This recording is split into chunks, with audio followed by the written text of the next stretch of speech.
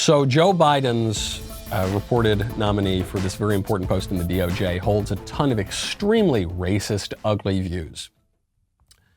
Similar views being held, apparently, by Joe Biden's choice for deputy education secretary. So Joe Biden announced that he wanted to pick the San Diego Unified School District Superintendent Cindy Martin for Deputy Secretary of Education. Deputy Secretary of Education, what does the Education Department even do? I guess not all, they're not empowered to do all that much by the law, or, this obviously doesn't appear anywhere in the Constitution. But they do have quite a lot of power to craft the direction of curriculum in the United States. One way they do this is through things like Dear Colleague letters, basically strong recommendations from the federal government that, if you want to keep getting your money, if you want to keep getting all these goodies from the federal government, you have to do what we want you to do on various sort of social engineering policies. The famous Dear Colleague letter from the Obama administration had to do with transgender ideology. Well, here, this person who Biden wants for Deputy Education Secretary holds very racist views. She's a white lady, but she holds these very sort of, I guess black racialist views, the same kinds of things that we have just been talking about. So she believes that schools, quote, spirit murder black children, and that white teachers should undergo, quote, anti-racist therapy. Anti-racist therapy.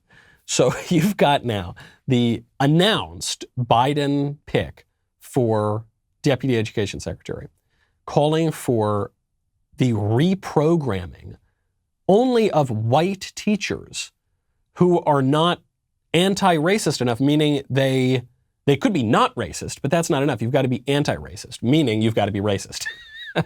The teachers are not focused enough on how terrible the scourge of white supremacy is, and how schools, quote, spirit murder black children, whatever that means. And so they've got to go to re-education camps. That's not even just being reported. That has been announced. Moving over to the Department of Health and Human Services. I've got to be very, very careful with this one because I think we could all be censored for this, and there are major calls right now for conservatives to be censored. So I'm just going to present the facts, okay, and you tell me if something seems a little strange. Joe Biden has selected the Pennsylvania Health Secretary, Dr. Rachel Levine, to be Assistant Secretary of Health and Human Services. Dr. Rachel Levine, that was not his given name when he was born. Dr. Rachel Levine is a man who thinks that he's a woman. He's being nominated to be the Assistant Secretary of Health and Human Services. A man who is under the impression that he is a woman in some deep metaphysical way, that his true identity is a woman, even though all of the characteristics that he has are manly, masculine. He is now to be the Assistant Secretary of Health and Human Services. Does that seem a little strange to you? That seems a little strange to me. I don't want to step out of line. I don't want to. It seems a little strange, doesn't it? But it doesn't. But it doesn't. It only seems strange to people with even a modicum of common sense left.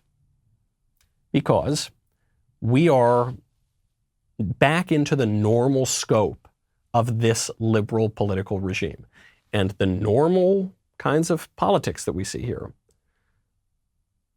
that's not normal compared to objective standards. That's not normal compared to historical norms. Moving back decades and decades. But it is normal today. If you enjoyed that break from disinformation, historical revision, and screaming about the end of the world, be sure to hit the subscribe button so that you never miss another video.